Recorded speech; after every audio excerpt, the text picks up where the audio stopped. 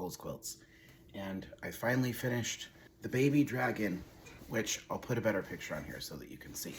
My final steps of the quilt, after I was done piecing, I had to pull the papers out, so I made a video of me pulling the papers out to finish the baby dragon in the directions that I'm going to be posting. If you bought the 2 fat quarter packs that were suggested, then there were 15 fat quarters that were not used on the front, and so you can use those fat quarters to create a backing. Those directions will be uploaded. Basically, I cut them into 4.5 strips across the 18-inch wide side and then sewed 3 strips across. If you do that, you have enough extra fabric for it to go in a long arm, so quite a bit extra fabric. And then what was left over from trimming that on the side, I used for some flanged binding. So I had silver for the binding, and then I used some of the strips from the back to create a little flange there. Then I long-armed the baby quilt, and the way I wanted to do the long-arming was I wanted there to be less quilting on the dragon and more quilting on the back, so that the dragon would sort of come out and the back would sort of come in.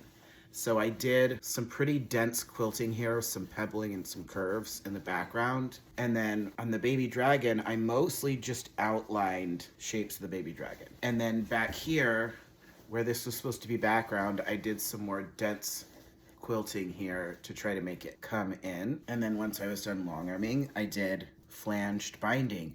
I will put a link to information about flange binding if you guys haven't done it. It's so much fun, I love it. This was a partnership that I did with Connecting Threads. I had never used Connecting Threads' fabric or thread. Now that I've completed the quilt along, I wanted to give a little review on the Connecting Threads fabric. First of all, I want to say that my go-to fabric is art gallery fabrics. There are some people that are obsessed with art gallery fabrics, and there are people that are like, oh, it's too thin. Personally, I prefer thinner cotton because, at least as far as art gallery fabrics goes, it's thinner, but it's strong. Sort of like how batik tends to be thinner but strong.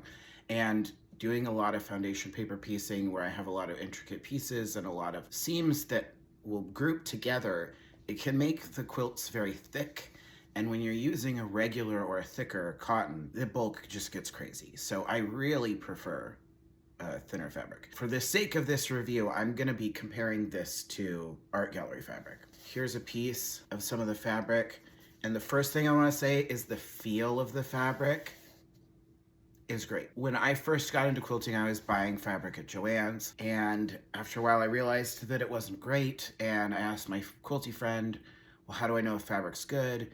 And she was giving me like lists of brands. But I realized after not too much more time that I did get to the point where I could feel the fabric and I would know if it was gonna be good.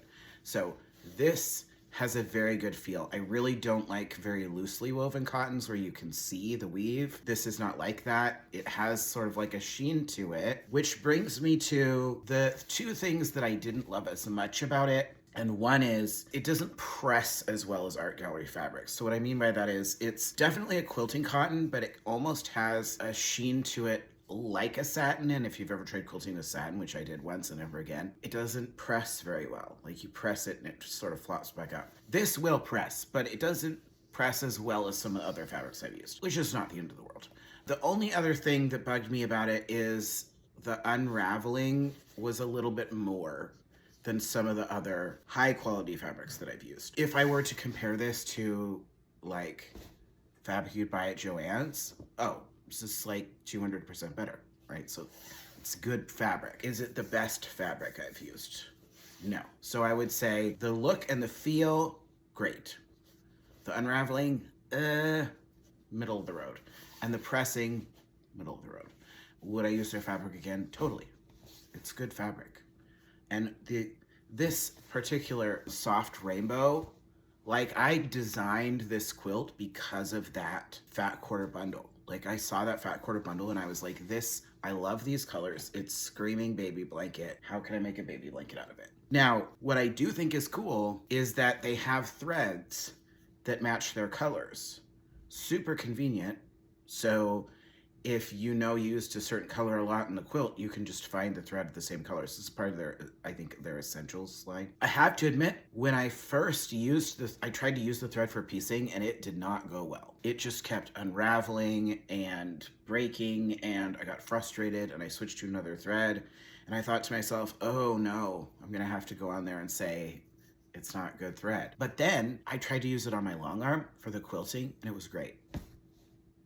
It is possible I needed to do a bigger needle in my sewing machine, and I thought, well, that's interesting. So I went to look at the weight and it says it's a 50 weight, but it feels more like a 40 weight to me. Now, if you don't know about weights, check out my video on threads and different types of threads and weights and what that means. I was impressed that I could long arm with it, because I will tell you, as a long armer, not all threads can be used in a long arm. I feel like I have like sort of like a collection of older threads that I've had like gifted to me or from when I was younger, that are like before I started buying higher quality threads. And most of them, I can piece with them. You can put them in a machine, like a regular machine, and sew with them.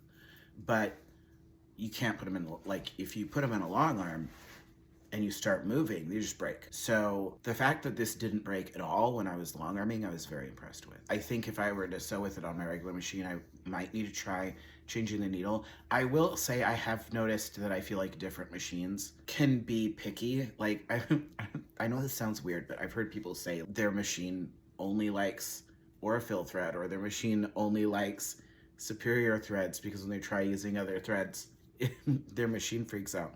So maybe my machine is just like that. Or maybe I need to try a different needle size and see how that goes. I hope that you had fun quilting with me. Please send me pictures or post pictures of your baby dragons. If you want, there's a Facebook group for my patterns where you can go on and you can post pictures and ask questions and whatnot. And happy quilting and happy holidays.